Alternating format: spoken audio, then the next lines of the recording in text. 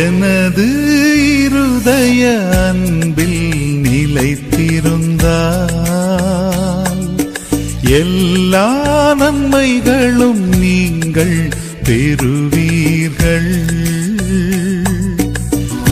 சுமை சுமந்து சோர்ந்த என் இதயங்களே, உங்களின் துயரம் எந்தன் தோள்களிலே.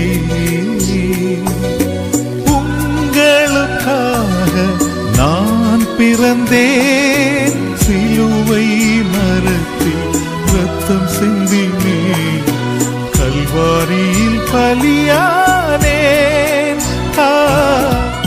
எனது அன்பு செல்வங்களே, எனது அன்பு ஆசீர் உங்கள் அனைவர் மேலும் எப்பொழுதும் இருப்பதாக.